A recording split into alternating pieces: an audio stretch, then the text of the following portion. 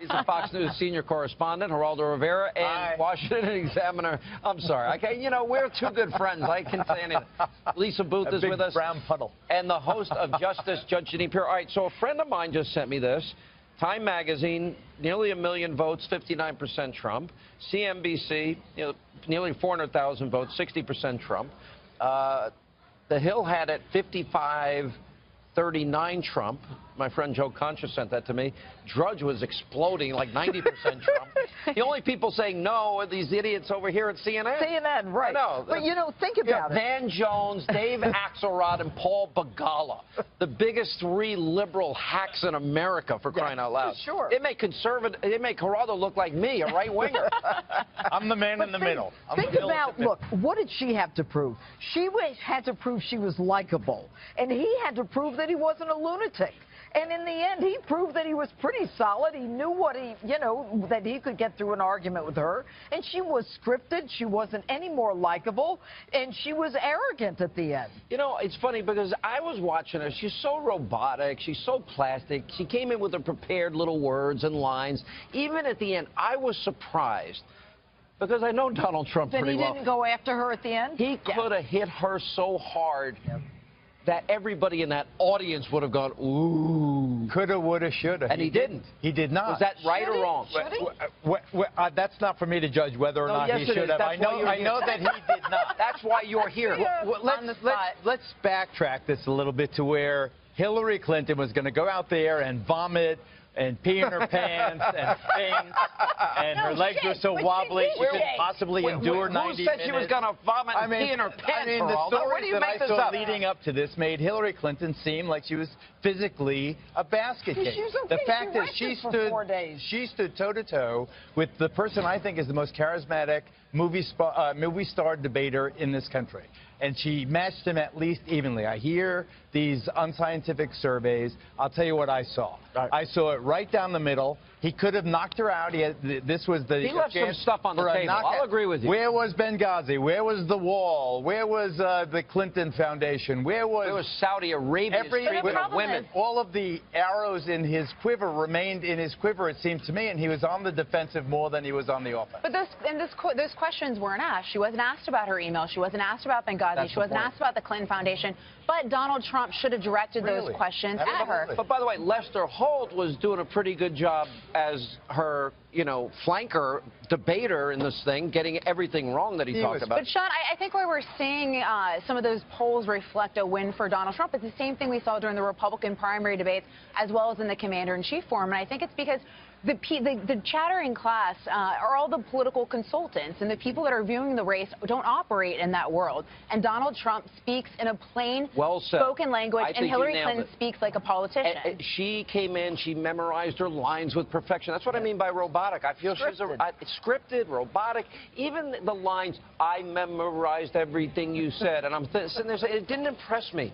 What impressed me is when he talked about Michigan and Ohio and Pennsylvania and jobs going overseas and a record debt and deficit and her being wrong on Iran and NAFTA and everything else. I thought that was more powerful. But he spoke in a language that Americans understood. And he said, you know what? You do have the experience. I concede you have the experience, but it's bad experience. 30 years. What did you do? America gets it. And, when she starts with, you know what? I have been working on criminal justice reform since the first day of this campaign. Well, what were you doing as Secretary of State, as United States Senator? She was what about the super Did you notice that, Geraldo?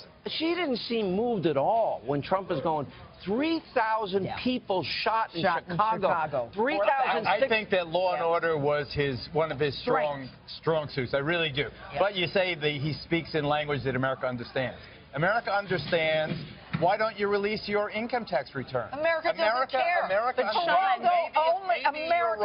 care. Maybe America doesn't care. But the point that he is not releasing his taxes, the whole birther the fact that she baloney. 33,000 deleted emails. Classified. How many were I think that if you spin this into a Trump victory as the Drudge poll is, what's important? The Hills, Time Magazine, CBS, and CNBC. This is an enthusiasm. But the enthusiasm is for change in the country. You look at the CBS battleground polling. 55% of Americans want big changes to the economy. to politics. You look at Quinnipiac polls that have asked the question of, do you want radical change?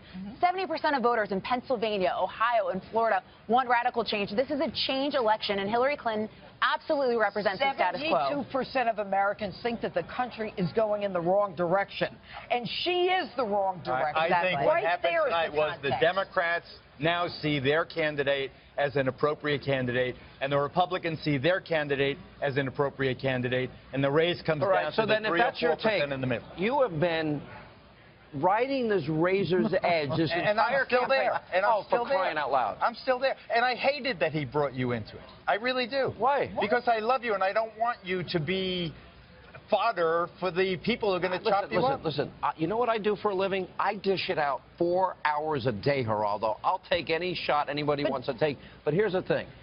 He's using you as his alibi? Come on. Well, but I will tell you that. Well, it's not an alibi. He would call me. We used to have knockdown, drag-out, friendly battles over Iraq. He thinking I was wrong. And Sean, speaking of, I think the problem with Hillary Clinton, and we saw that we saw this even at the Democratic National Convention in her speech, and just when she gives her town hall speeches as well, is the fact that Hillary Clinton, she's so wired as a politician, she doesn't stand for anything. She didn't stand for anything tonight because she was so methodical about answering questions. You've been here 30 years. Yes. What have you done? Yep. What have you done?